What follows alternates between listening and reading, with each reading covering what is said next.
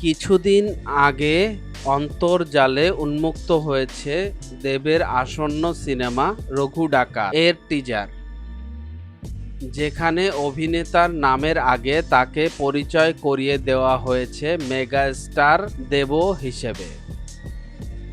ভক্তরা বিষয়টিকে ইতিবাচকভাবে নিলেও এতদিন তিনি দেব ছিলেন, হঠাৎ করে তিনি মেগাস্টার দেব হয়ে গেছেন তা নিয়ে সোশ্যাল ব্যাপক সমালোচনা তৈরি হয়েছে। তবে যাকে নিয়ে এত আলোচনা সমালোচনা সেই দেবেরই এই ধরনের তকমা অর্থাৎ সুপারস্টার কিংবা মেগাস্টার পছন্দ নয়।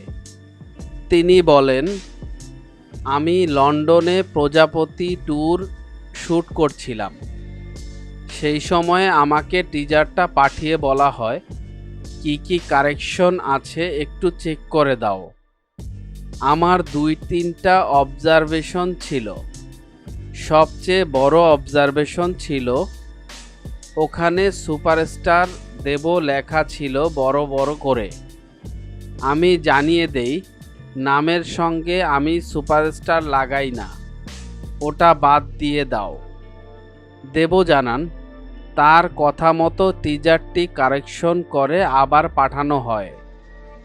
এবার অবাক হয়ে লক্ষ্য করেন তার নামের আগে সুপারস্টার শব্দটি বাদ দেওয়া হয়েছে ঠিকই, কিন্তু জুড়ে দেওয়া হয়েছে মেগাস্টার। তিনি বলেন, সঙ্গে সঙ্গে আমি শ্রীকান্ত দাকে ফোন করেছি। শ্রীকান্ত দা বলেছেন, তুই ফোনটা রাখ, অন্য কোনো কারেকশন থাকলে বলো। বারবার তাকে অনুরোধ করি এটা চেঞ্জ করো, শুধু দেব দাও। তিনি বললেন, আর কিছু বলার আছে? তুই ফোন রাখ, শুটিং কর।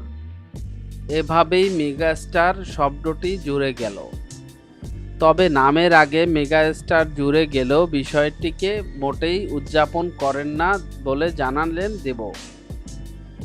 এর আগে সাকিব খানের নামের আগে মেগাস্টার শব্দ ব্যবহার নিয়েও বেশ বিতর্ক হয়েছিল। তার এই তকমা নিয়ে আপত্তির কথা জানিয়েছিলেন জাহিদ হাসান। মিডিয়া জগতের এমন ইন্টারেস্টিং বিষয় জানার জন্য আমাদের এন্টারটেনমেন্ট আপডেটকে সাবস্ক্রাইব করুন এবং ভিডিওটি ভালো লাগলে শেয়ার করুন আপনার ফ্রেন্ডসের কাছে।